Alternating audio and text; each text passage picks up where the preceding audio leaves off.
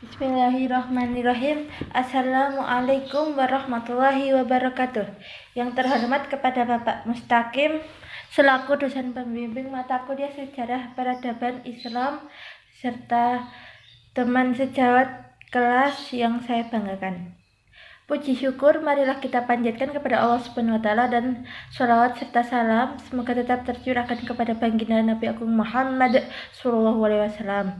Adapun topik yang akan kita bicarakan mengenai pada diskusi kali ini yaitu tentang peradaban Islam masa Kerajaan Utsmani di Turki periode 1300 hingga 1922.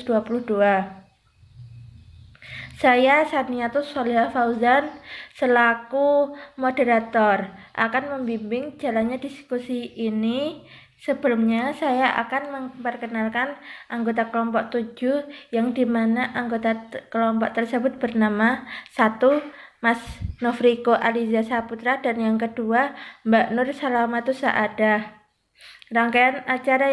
Adapun rangkaian acara yang akan kita lewati pada diskusi hari ini antara lain 1. Pembukaan, 2. Penyajian materi, 3. Sesi tanya jawab, 4. Penutup.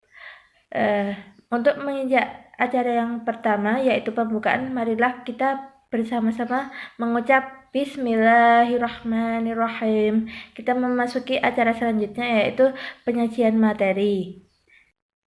Untuk materi pertama akan disampaikan oleh Mbak Nur Salamatus Saadah dan seterusnya.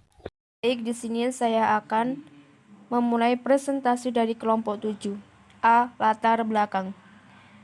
Dinasti Turki Utsmani merupakan kekhalifahan yang cukup besar dalam Islam dan memiliki pengaruh cukup signifikan dalam perkembangan wilayah Islam di Asia, Afrika, dan Eropa.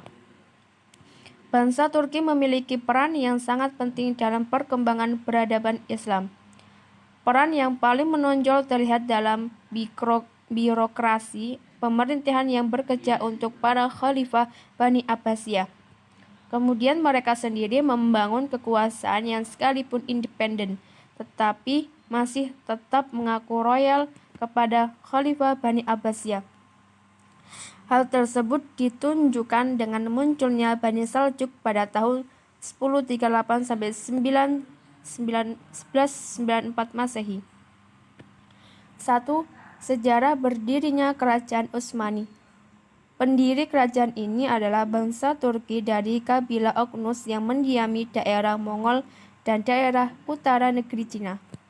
Di bawah tekanan serangan Mongol pada abad ke-13, mereka melarikan diri ke daerah barat dan mencari tempat pengungsian di tengah-tengah saudara mereka, orang-orang Turki Saljuk di daratan tinggi Asia Kecil. Di bawah pimpinan Ertugrul, mereka mengabdikan diri kepada Sultan Alauddin II, Sultan Saljuk yang kebetulan sedang berperang melawan Bizantium. Tahun 1300 Masehi, bangsa Mongol menyerang kerajaan Saljuk dan Sultan Alauddin terbunuh. Penguasa pertama adalah Utsman yang disebut juga dengan Utsman I. Pada masa pemerintahan Orhan pada tahun 1326 sampai 1359 Masehi, Turki Utsmani dapat menaklukkan Azumia pada tahun 1327 Masehi, Atasyani pada tahun 1330 Masehi, Iskandar pada tahun 1328 Masehi, Ankara pada tahun 1354 Masehi, dan Gallipoli pada tahun 1356 Masehi. Kerajaan Turki Utsmani yang memerintah hampir 7 abad lamanya. Pada tahun 1299 sampai 1924 Masehi, diperintah oleh 38 sultan, kerajaan Turki Utsmani dialami. Pada abad ke-16, ketika dinasti Turki Utsmani mencapai kejayaan sehingga daerah kekuasaannya itu membentang dari selat Persia di Asia sampai ke pintu gerbang kota Wina di Eropa, dan dari Laut Caspian di Asia sampai ke Aljazair di Afrika Barat. Kemajuan dan perkembangan ekspansi kerajaan Turki Utsmani yang demikian luas dan berlangsung dengan cepat itu diikuti pula oleh kemajuan dalam berbagai bidang kehidupan termasuk dalam aspek peradabannya. 2. Penaklukan Konstantinopel. Konstantinopel adalah ibu kota Bizantium dan merupakan pusat agama Kristen. Sultan mempersiapkan penaklukan terhadap kota Konstantinopel dengan penuh keseriusan. Konstantinopel akhirnya dapat dikepung dari segala penjuru oleh pasukan Sultan Muhammad II yang berjumlah kira-kira 2.500 di bawah pimpinan Sultan sendiri. Dalam pertempuran Kaisar mati terbunuh dan Konstantinopel jatuh ke tangan Utsmani. Dengan jatuhnya Konstantinopel, pengaruhnya sangat besar bagi Turki Utsmani. Walaupun para Sultan Utsmani setelah Sulaiman yang Agung pada umumnya lemah, tetapi serangan terhadap Eropa masih berlangsung, terutama untuk menaklukkan kota Wina di Austria. 3. Peradaban Islam di Turki. Sejak masa Utsman bin Artagol pada tahun 1219 sampai 1326 Masehi, yang dianggap pembina pertama kerajaan Turki Utsmani ini dengan nama Imperium Ottoman, timbullah kemajuan dalam berbagai bidang agama Islam meliputi bidang ekspansi agama Islam, bidang militer dan pemerintahan, bidang ilmu pengetahuan dan budaya, serta dalam bidang keagamaan. Bidang pemerintahan dan militer. Para pemimpin kerajaan Utsmani pada masa-masa pertama adalah orang-orang yang kuat, sehingga kerajaan dapat melakukan ekspansi dengan cepat dan luas. Kekuasaan militer kerajaan ini mulai diorganisasi dengan baik dan teratur ketika terjadi kontak senjata dengan Eropa. Program ini ternyata berhasil dengan terbentuknya kelompok militer baru yang disebut pasukan Yenisei atau Inkisyariah. Baik, akan dilanjutkan oleh teman saya, yaitu Mas Riko. Bidang ilmu pengetahuan. Sebagai bangsa yang berdarah militer, Turki Utsmani lebih banyak memfokuskan kegiatan mereka dalam bidang kemiliteran. Sementara dalam bidang ilmu pengetahuan, mereka tampak tidak begitu menonjol. Karena itulah dalam hasanah intelektual Islam kita tidak menemukan ilmuwan terkemuka dari Turki Utsmani. Bidang kebudayaan. Dalam bidang kebudayaan, Turki Utsmani banyak muncul tokoh-tokoh penting seperti yang terlihat pada abad ke-16, 17, dan 18. Antara lain, abad ke-17 muncul penyair yang terkenal yaitu Nafi pada tahun 1582 sampai 1636 Masehi. Di antara penulis yang membawa pengaruh Persia ke dalam istana Utsmani adalah Yusuf Nabi pada tahun 1642 sampai 1712 Masehi. Ia muncul sebagai juru tulis bagi Musahif Mustafa, salah seorang menteri Persia dalam ilmu-ilmu agama. Dalam bidang sastra, prosa kerajaan Utsmani melahirkan dua tokoh terkemuka, yaitu Khatib Çelebi dan Evliya Çelebi.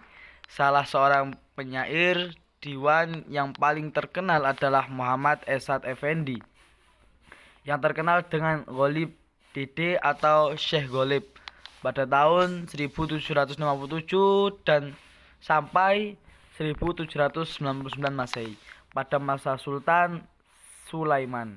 Di kota-kota besar dan kota-kota lainnya banyak dibangun masjid, sekolah, rumah sakit, gedung jembatan, saluran air, villa, dan pemandian umum. Dalam hal pembangunan dan seni arsitek, Turki Utsmani telah menghasilkan keindahan-keindahan yang tinggi nilainya dan bercorak khusus sehingga membedakan dengan peradaban dan kebudayaan daulah Islam lainnya.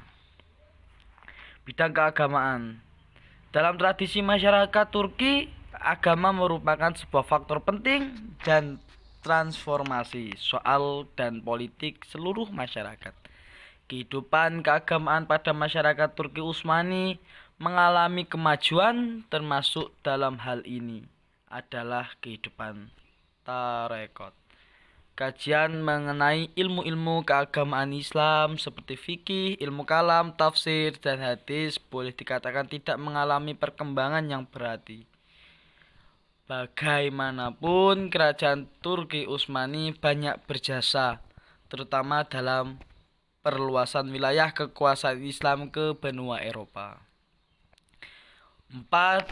Sebab-sebab kemunduran Turki Utsmani. Menurut Dr. Badri Yatim MA, bahwa sebab-sebab kerajaan Turki Utsmani mengalami kemunduran adalah sebagai berikut. 1. Wilayah kekuasaannya yang sangat luas. 2. Heterogenitas penduduk. Agak macet-macet. 3. Kelemahan para penguasa. 4. Budaya korupsi. 5. Pemberontakan tentara Yeniseri. 6. Merosotnya perekonomian. 7. Terjadinya stagnasi dalam lapangan ilmu dan teknologi. Kesimpulan, Dinasti Utsmani di Turki merupakan kerajaan Islam yang berkuasa cukup lama, hampir 7 abad lamanya. Dari 1290 sampai 1924 Masehi. Merupakan kerajaan besar. Dinasti Turki Utsmani mengalami kemajuan dalam berbagai bidang, terutama dalam ekspansi atau perluasan agama Islam. Peradaban Islam di Turki Utsmani mengalami kemajuan antara lain di bidang kemiliteran dan pemerintahan, di mana militer dan pemerintahan Turki sangatlah kuat. Turki Utsmani yang pernah berjaya sebagai kekhalifahan terakhir dalam dunia Islam akhirnya mengalami masa kemunduran karena beberapa sebab yang melatar belakanginya. Cukup sekian dari saya kembalikan ke moderator. Saya Sania selaku moderator dari kelompok 7 mohon maaf sebesar-besarnya apabila banyak kekurangan dan kehilafan dalam menyampaikan hasil presentasi diskusi dari kelompok 7. Kemudian saya harap teman-teman dapat aktif berdiskusi di forum e-learning. Sekian, terima kasih. Wassalamualaikum warahmatullahi wabarakatuh.